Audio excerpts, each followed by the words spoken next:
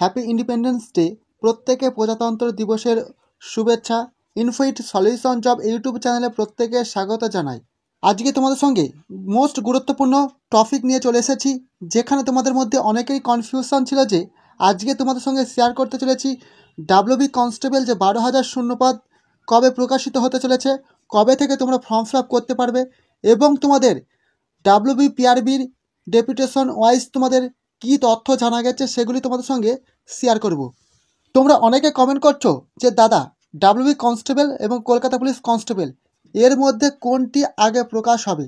তোমাদের জানিয়ে রাখি যে ডাব্লিউবি কনস্টেবলে তোমাদের যে 12,000 শূন্যপদ প্রকাশিত হওয়ার কথা ছিল এখনও পর্যন্ত প্রকাশিত হয়নি, কিন্তু আজকে তোমাদের জানিয়ে রাখি যে আমি যে ডেটটি বলবো এই ডেটেই তোমাদের ফর্ম ফিল আপ শুরু হবে এবং তোমাদের শর্ট নোটিফিকেশান কবে প্রকাশিত হতে চলেছে।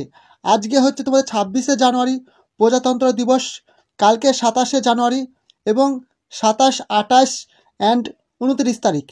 এই তিনটি ডেটের মধ্যে যে কোনো একটি ডেটে তোমাদের ডাব্লিউবি পিআরবির শর্ট নোটিফিকেশান প্রকাশ করে দেবে তার অফিসিয়াল ওয়েবসাইটে।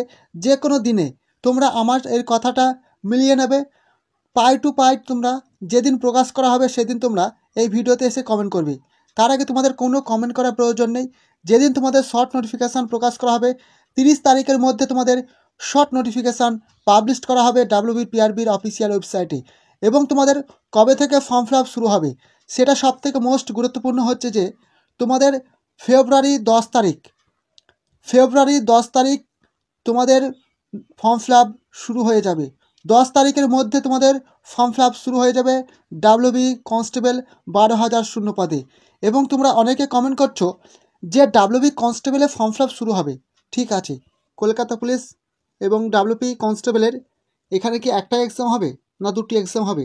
তোমাদের মধ্যে অনেকেরই কনফিউশন রয়েছে, এই নিয়ে তোমরা অনেকে কমেন্ট করছো। পত্রিকাটি শর্ট ভাইরাল হয়েছিল সেটি সঠিক, কারণ হচ্ছে 2023 সালের আমাদের ডাব্লিউবি কনস্টেবলে 12,000 শূন্যপদ প্রকাশ হওয়ার কথা ছিল, কিন্তু সেটি বর্তমানে এসে দাঁড়িয়েছে 2024 সালে।